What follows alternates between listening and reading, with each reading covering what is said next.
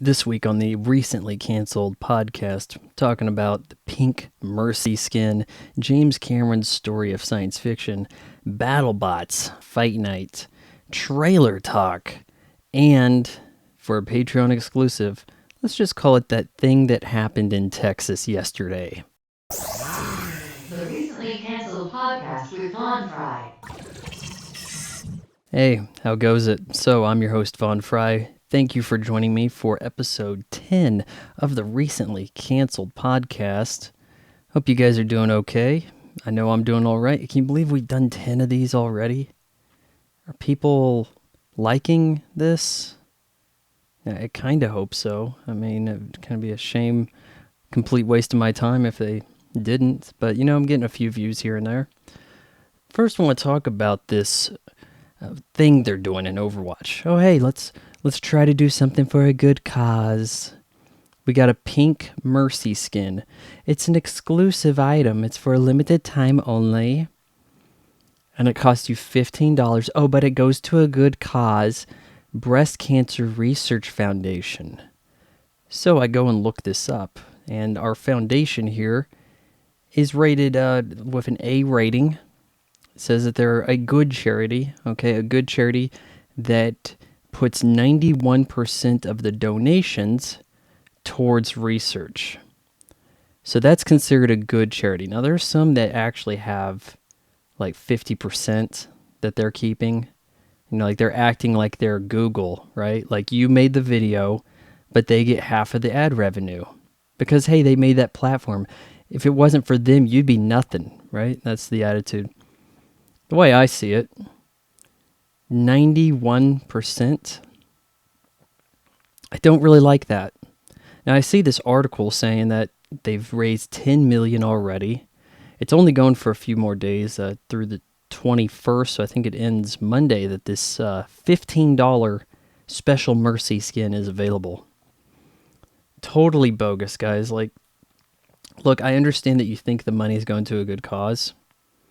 But you know that Blizzard/Activision is sitting there going, okay, we can write $10 million off on taxes.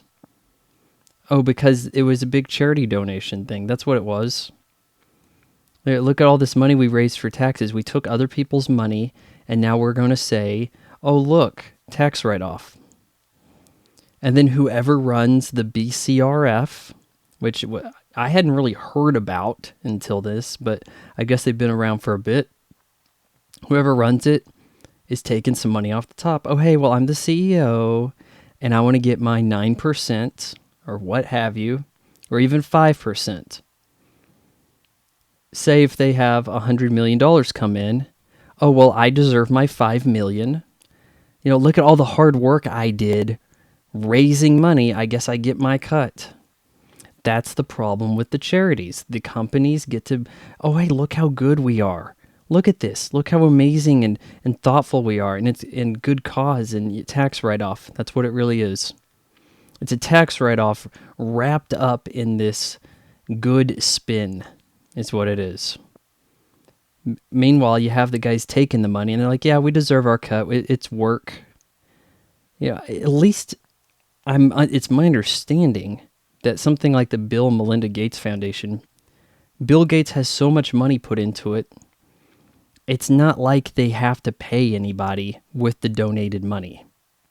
It's not like Bill Gates is making cash off of his foundation. Okay, so that's my thoughts on that. Yeah, don't buy the skin. So, AMC started doing this show, and they started a few weeks back, and I kind of put off watching it, but I was kind of excited to see this. It was James Cameron's story of science fiction. You guys seen the show? Saw it getting kind of teased in promos during The Walking Dead, and it started up, and I watched an episode and a half, and I've got to say, not terribly impressed. So you have acclaimed director-writer James Cameron sitting at a table with other luminaries, George Lucas, Steven Spielberg, some other guests. It depends on the topic, I guess. Depends on who's going to show up and and sit with them. But then you also have, they're, oh, hey, look, we got this studio with the blue lights going which way and what. Let's bring in some other people, some kind of ancillary characters. Let's have a local university person talk about sci-fi. Let's have an actor, actress. Let's have somebody that does props, makeup. Let's have them come by and talk about sci-fi too. Oh, but they're not big enough players to talk with James Cameron. No, save that for Spielberg and Lucas. And what you really have is just a bunch of people getting together to talk about stuff you already know. That's kind of what I took away from it. It wasn't until the second episode they even mentioned a movie I hadn't heard about. Like there was an obscure sci-fi film dealing with aliens, and it was one of the early ones in which there were G-forces affecting people. And this was by, Now, I think they said it was by the guy who did Metropolis, which, like a complete idiot, I have to look up now. I got my handy-dandy iPhone nearby. No, I'm not editing this out.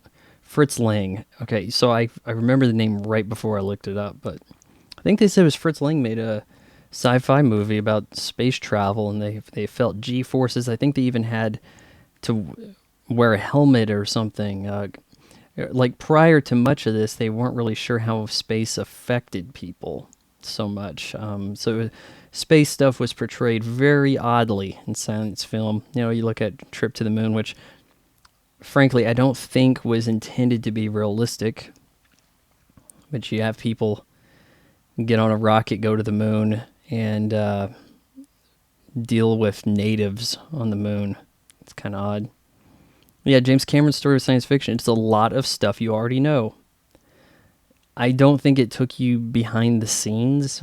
Here's how we did this. It was, in Close Encounters of the Third Kind, it was a really cool movie. Oh, hey, why don't we talk about how cool that movie was? Yep, it was cool.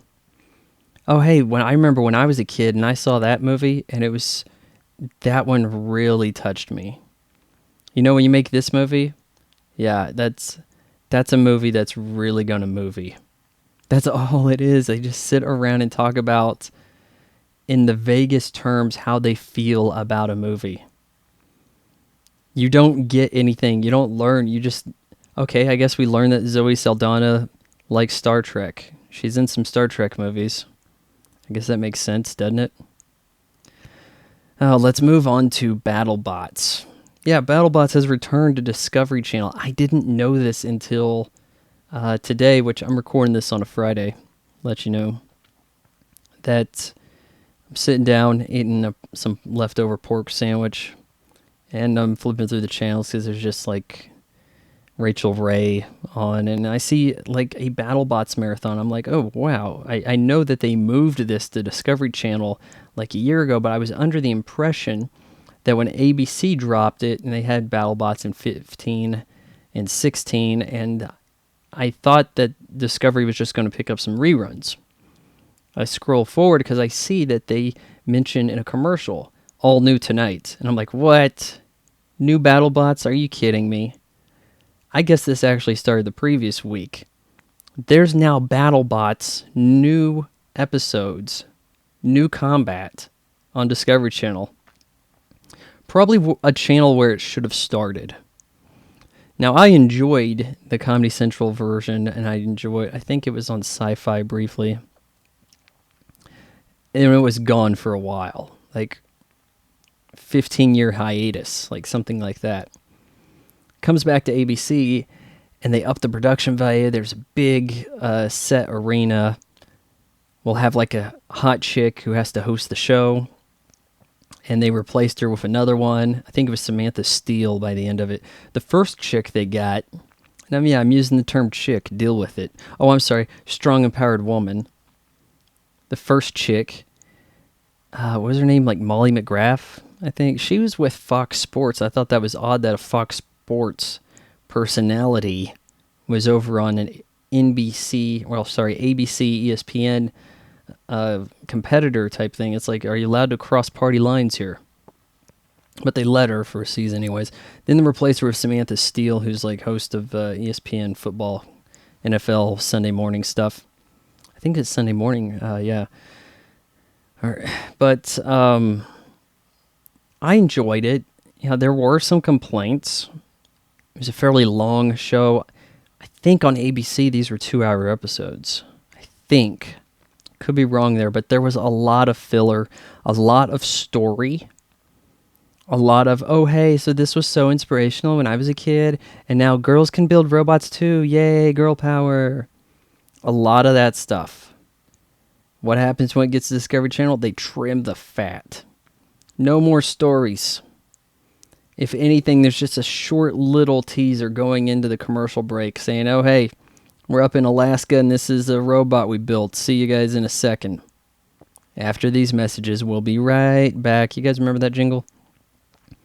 They got rid of the female host. In the era of Me Too, they kept Chris Rose, Kenny Florian, Farouk, the announcer, and they dropped the female host and that whole set, all that crap altogether.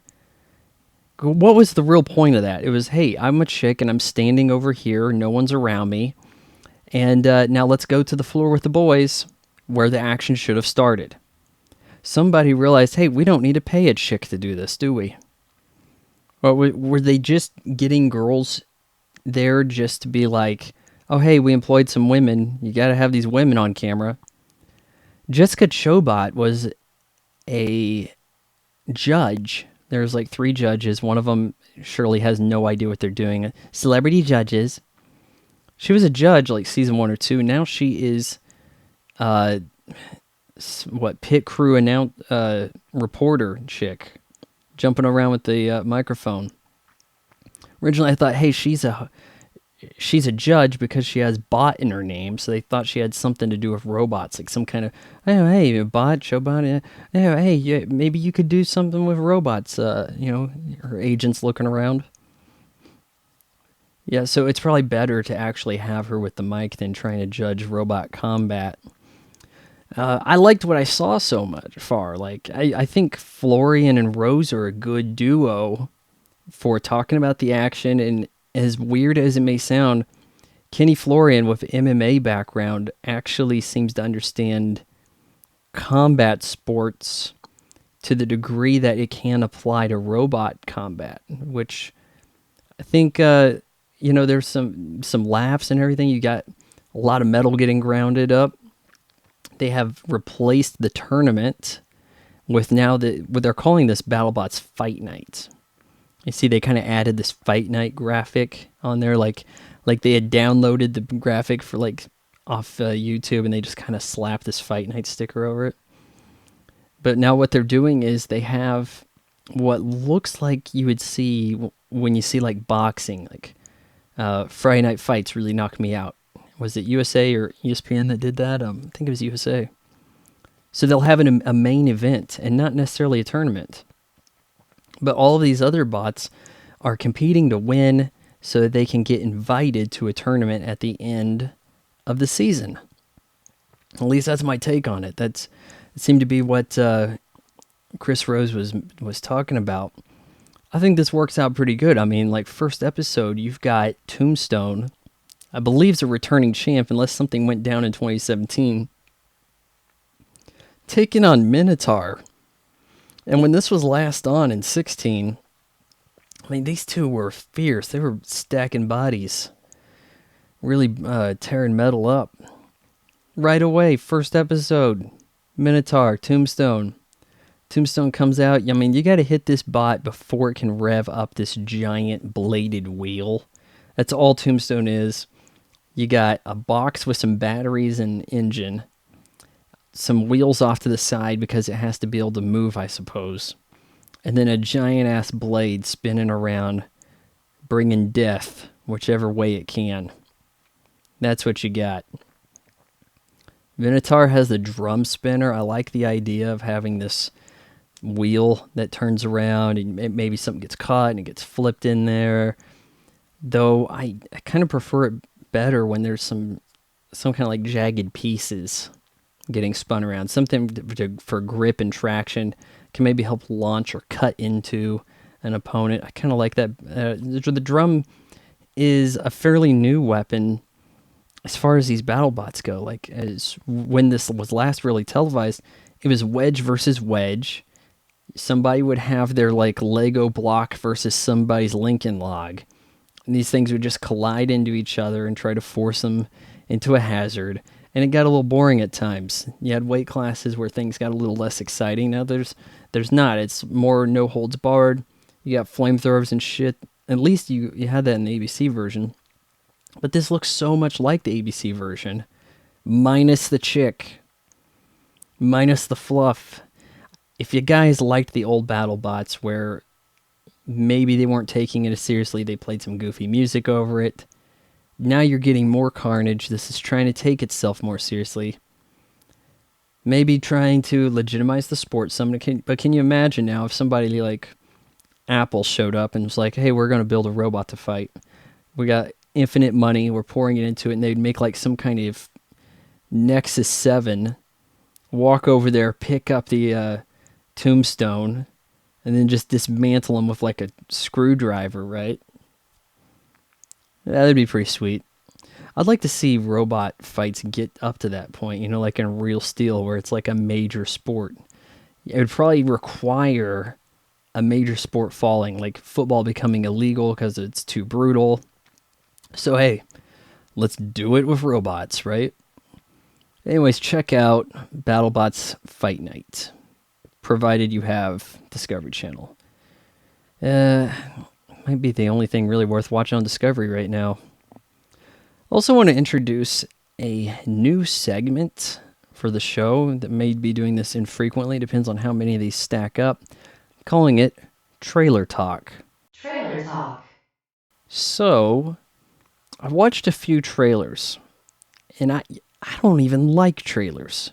One of these trailers is going to show you why I don't like trailers. The modern trailer is a shitload of fades to black. You have a bunch of like the air got sucked out of the room music, and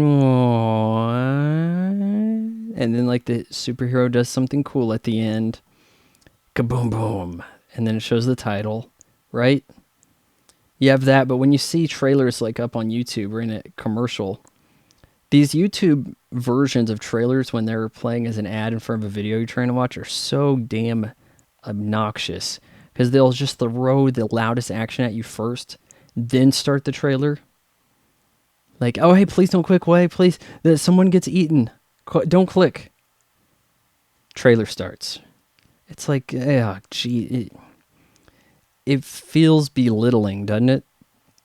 At least that's the way I feel about it. So let's start here. Venom. This is Tom Hardy as Venom. Sony Pictures. Sony is... Oh, they're going the way of Canon Films, are they not? I can fully see Sony divorcing themselves of Sony Pictures, like dropping Columbia TriStar, selling them off to somebody Disney's probably willing to buy, right? Disney will buy up anything. Whoever's not Disney needs to buy them, so that we have somebody who's not Disney making something. Sony just, everything they make is a wreck, isn't it? They've got like the worst animation studio. What did they make? Like what was it? The hot dog has to find the bun movie. It sucked dick. Now they're doing Venom. So they're doing Venom without Spider-Man. There's no Spider-Man in here, and Spider-Man is pretty mission critical to Venom's backstory. So now, knowing that they're getting the story of Venom all wrong, it's just going to be some random super serum. Oh, hey, so we noticed that we're going to experiment on you with this, and oh, look, it turned you into that. The most generic origin story you could have for a superhero, that's what we're going to be getting here. It's not going to be some alien, or hell, maybe it's alien synthesized through lab crap. I could see them doing that, going, oh, hey, yeah, well, we want to make it like science-y, but the aliens thing is kind of out right now. I think more can be said of the design of Venom, especially you see this at the end, like the symbiote. Is it symbiote or symbiote? overwhelms Tom Hardy, and he's like holding onto a guy, and he's like, "I'm Venom." And then people have already addressed the design here and improved upon it, uh, kind of making a darker red of his tongue. He's got this long tongue going, giving him more teeth, maybe slightly more elongated jaw. Definitely changing the eyes up. And also with the mouth, there's like this inside jowls that Venom always had. This pink area inside the mouth that I think really helps tell, oh, hey, that's Venom. Yeah, he's got a huge mouth. Like, the thing with Venom's mouth is this is a comic book character that looks great on paper, but I don't know if it's frightening in person to see, like, the basically the T-Rex of mouths on a human. It looks like maybe that's supposed to be a horror element, though I don't think this is going to be a horror film. And maybe it should have been more of a horror film, because really, what has Venom got to do? Like, they talk about him being the anti-hero, but he starts off, he should be a villain. Several movies later, now he's a hero, anti-hero. That's Venom there. So I would hope this has some kind of body horror elements in it, though I don't think they're going to go that route. I think it's going to be really lame.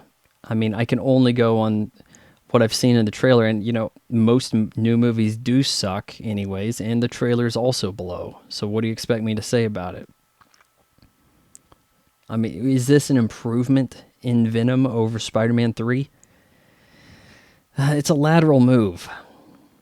I'm seeing the eyes are less good. They now look like glossy. I saw somebody refer to them as like cinnamon bun icing. Like, you put on like a cinnamon roll or a toaster strudel. This done up, oh hey, let's fix it design gave him the very swoopy, swirling eyes, which I think that if his eyes stayed moving, those white spots like kept moving around in a kind of smoky, oil and water way, I think that'd be really sweet. But yeah, that who knows what I care about, right? Like, no, let's just do it this way. Can You Ever Forgive Me, starring Melissa McCarthy. Saw this trailer. Didn't realize until the end it was Melissa McCarthy. They kind of olden her up. Try to get her to look her age, not looking like some kind of sassy, I don't know, female Chris Farley.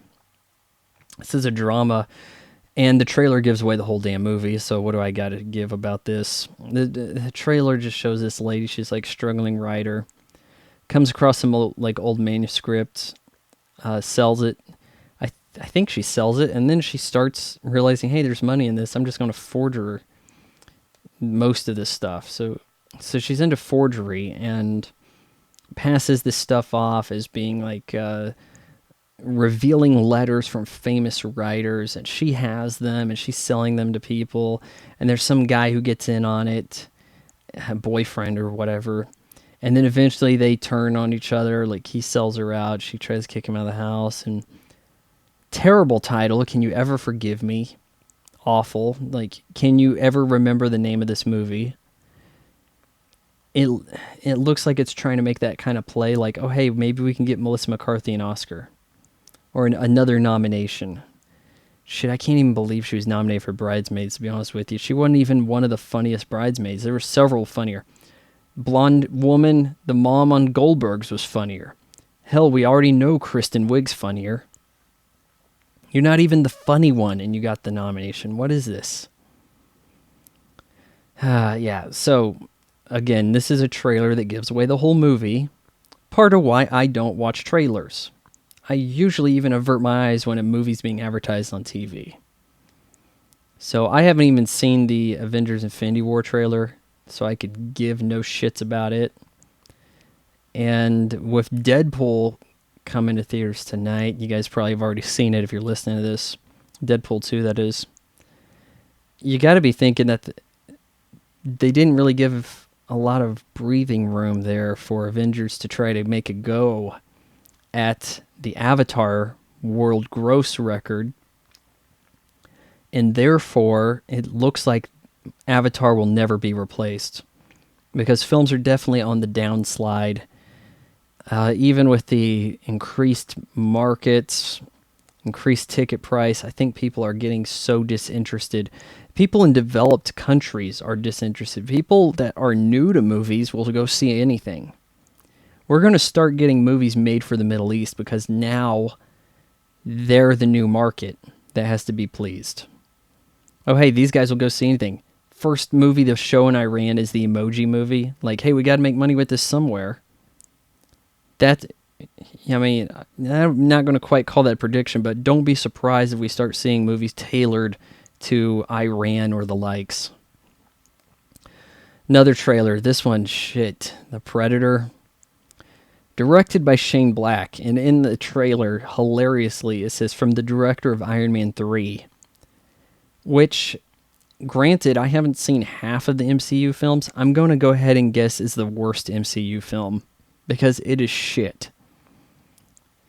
Written by, like, a small platoon of people. Never a good sign. Shane Black wrote, or in the least co-wrote, I think he was a writer, though, of the original Predator, which I have a lot of questions about who created the idea for that, because Carl Weathers, in the behind-the-scenes documentary on the DVD, talks about how he was going to do that movie, then Rocky. Like, did you take too many blows to the head? I thought that this was about 10 years later. So how did you think that you were doing Predator first? I don't know. See, that's kind of confuses me. It makes me wonder how long Predator was bouncing around the studios. So, the original Predator, awesome. I think you guys are aware of that. This is a continuation of sorts. I'm assuming. It seems to make mention of some of the first movie in a way. You know, we have like a team of people talking about something they found in the jungle or whatever, but I almost have a feeling that we're going for a reboot here. Or it could be one of those backdoor reboots, like, hey, you bought your ticket thinking that this is going to be some sequel. And I don't like the way people are using the term reboot here. I feel like reboot means we ignored the previous movies, a la Ghostbusters 2016. We may have a cast member or two from the original show up as like some kind of sign of passing the baton, good faith message for the audience. Oh, hey, look, Bill Murray's in this. Maybe it's funny. Like that, right? And no, that didn't help. I feel like those are elements you find in a reboot. Now, I don't believe that, say, Roseanne on ABC in its present state is a reboot. That is a continuation. You have everybody returned. Everything that happened in the past, well, except for like something that ended up a dream or something, but the things that happened in the previous seasons 20 years ago still count. Is it going to be the case with The Predator where it totally ignores the events of the 1987 film? Is that going to be the case? I think that could be the case. I think they may go that angle. I got a really bad vibe from this trailer. It has these oversaturated colors that were very reminiscent of AVP Requiem. A pretty shite movie that is, dare I say, unwatchable. In the sense that you actually can't discern what you're looking at because it gets so dark in places. So either poorly lit or poorly processed film, or somebody went wild with the DI and the color timing. Something went wrong or some combination of it. And I'm not totally sure who to put the blame on. But it has that look. And you have people out in some foresty looking Colorado-esque area, just like AVPR, and you have a kid, and the kid's messing around with some kind of gift he got. What is it, like a model spaceship, and it's flying the Predator ship? Like, oh my god. Would the Predators ever want that? That's like if Batman had like a Batmobile toy, and if it fell off of him and some kid started using it, it would drive the Batmobile. Like, he would need that. Christ. You have a team of non-badasses complaining about stuff, and they're going to have to try to take out the Predator or possibly team with them. It's like there's weird leaked photos of them like riding together on a tank. Like, maybe we're going for some kind of Aliens versus Predator, the, like, what was it, 94 arcade game from Capcom? Are they going for that vibe? Like, yeah, I cannot wait to ignore this one. Now, Ant-Man and the Wasp. This trailer looks actually good. I have not seen Ant-Man. Now, the world-class bullshitters, friends of the show, I was listening to one of their recent podcasts, and they were talking about how their favorite Marvel films, like they rank the MCU, and they wrongfully did not actually include Ang Lee's Hulk from 2003, which I think really needs to be included because it is the narrative start of the MCU. I shit you not. Go watch The Incredible Hulk and tell me, why is he already the Hulk and in the jungle? Because that's where Hulk 2003 ended, okay? Yeah, that's the answer. There is no alternative facts here. So, we get that out of the way. They said almost unanimously that Ant-Man was their favorite movie in the MCU. One I have not seen. If you guys have Ant-Man on like an ultraviolet code or something, I'll watch that. I'll watch and review that. You know, you can send me ultraviolet codes, and I have access to that, and I can check out movies. You know, if you have a recommendation, that's one way to get me some of these films, especially if they're not on a streaming service like Netflix or Hulu, and I might be able to get Amazon Prime again. Who knows? Yeah, Ant-Man and the Wasp actually had a good trailer. This looked imaginative. It looked fun. I like seeing Ant-Man use this semi-truck like it was some kind of push cart. Who is the chick that plays the Wasp from Lost? Evangeline Lilly? Everybody, I'm like remembering their names right before I look them up. Okay, everybody's always told me how hot she is. Now she's finally hot. It took her a while, but man, she looks good as the Wasp. And actually, if I'm not mistaken, I believe Ant-Man and the Wasp were original Avengers in the original first issue, first appearance. Now, in the era of Me Too, is it appropriate for the Wasp to get second billing here? And the Wasp? The Ant-Man and Wasp? Like, how are we going about this? Or, hey, look, she's so tough she doesn't need the ladies first treatment. Is that what we're doing? I would strongly consider watching Ant-Man just so that I could check out Ant-Man and the Wasp. Because this looked like a strong, fun trailer. There seems to be a lot of possibilities when you shrink characters down and have them, mess with the things that are so trivial and taken for granted in our world. Things that, just seem so harmless, but then we're making this like big world out of them. It's evidently a lot of possibilities. Lastly, on the trailer talk, Jurassic World Fallen Kingdom. Man. Is this the Lost World Redux? Hey, we have to go back to the island, possibly save dinosaurs from something. Okay, there's a volcano going off. We gotta evacuate the dinosaurs. That's what I'm getting out of this. Now, we do see some familiar faces. It looks like, we have that engineer guy that turned out kind of a heel turn, kind of evil. At some point in Jurassic World back in 2015. Now, we also have, Jeff Goldblum, what was his character? Malcolm, right? He's making an appearance, but I don't think he's going to be the guy. He might be in a scene or two. He's going to be sidelined like he was in the original Jurassic Park. You wait and see. Like, He'll be injured up and posing like he's on the Thriller cover again. And he's going to be like, oh, yes, this is a familiar situation. That's what he's going to do. And there's going to be some little joke about it, or he's going to have to say must go faster. But you're definitely getting more T-Rex. I like the way the T-Rex was handled in Jurassic World. Now, granted, I did say, and I made a big case about how the Jurassic World story totally ripped off Aliens. There's so many scenes and point plots or plot points that really make it obvious. There's so many examples, but having the T-Rex show up at the end to save the day, as it was summoned, like, oh, hey, the Indominus Rex is the alien queen, okay, in Aliens. The chick, while it's going after the kid, right? It's going after the kid, right? The chick goes and gets the power loader, goes and gets the T-Rex. The T-Rex is the power loader, does battle with the alien queen, okay?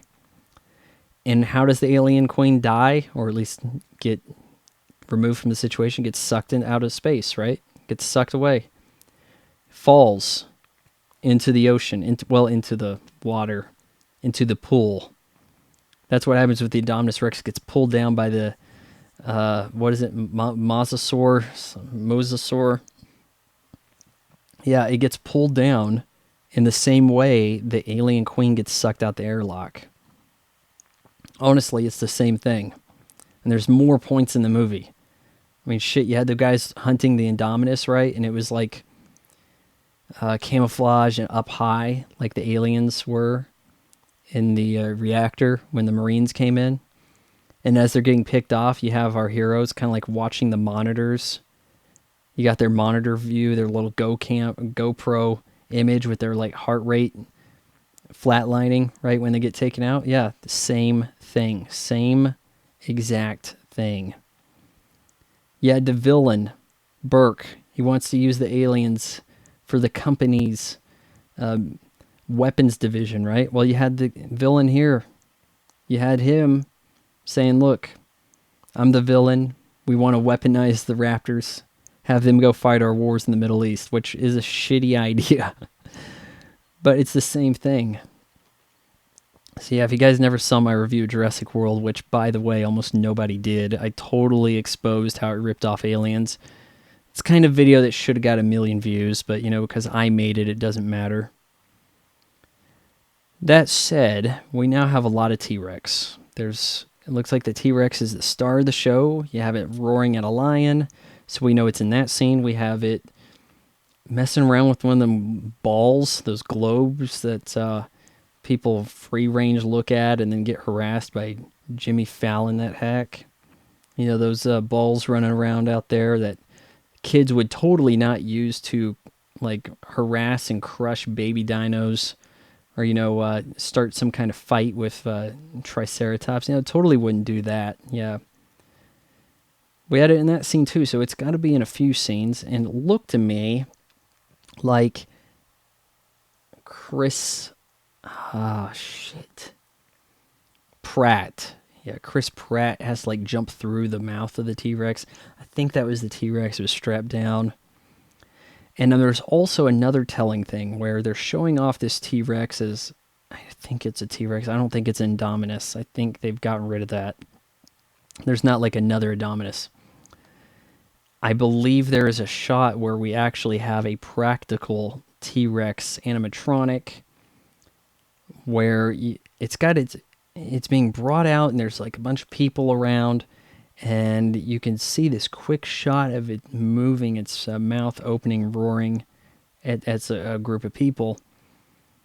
And maybe that wasn't a T-Rex, but if that's not maybe they need to decide what color a T-Rex is, because didn't these things used to be brown? It's kind of, with our movies having to be all green, it's kind of hard for me to identify some of these damn dinos. There's something there. There's one shot and it looks like it's not CGI. Now, there was only one dino that wasn't CGI in Jurassic World, and it was dead or dying, and thus they could get away with it not needing to move much. But when you really go and look back at Jurassic Park 93, the CGI is the thing that aged the best. The stiffness in the animatronics don't do I'm calling them aliens, don't do the dinos any favors. They really don't. The stiffness there, you compare that to the muzzled raptors in Jurassic World that have so much life in their face. They're squinting, they're breathing, they're kind of fighting the restraints. You get nothing. You watch that baby dino. I think it was a baby raptor being born. And yeah, then I don't think they said T-Rex. I think it was a baby raptor being born, and that egg that hatched. And look how fake and robotic and puppet-like that looks compared to if it would have been CGI. Quality CGI versus definite puppet with limited movement. Obviously so. These are things to consider here. So, Jurassic World, Fallen Kingdom, I wouldn't say looking forward to that or even viewing necessarily. It looks like it's going to be present. I don't know if it's going to make a ton of money. Might cross $1 billion. As you bring back dinosaurs, I think the anticipation for more dinosaurs dwindles. Like, people are like, oh, hey, it's good that Jurassic Park's back with Jurassic World. Does the nostalgia carry over to a sequel? Because even by Jurassic Park 3, which that movie made more money than I thought it did, it seemed like a movie nobody saw, nobody cared about. I wouldn't count on this being a big hit, though. It's not going to make as much as Jurassic World. So that does it for the free version of the recently canceled podcast. If you guys want to hear my thoughts on that thing that happened in Texas Friday, I have to phrase it like that to avoid the YouTube censorship. Anyways, we're going to really get into that right quick here. But that's going to be available as a Patreon exclusive. $1 a month gets you access to the recently canceled podcast, commentaries, whatever. All that good stuff helps me out. So, take care.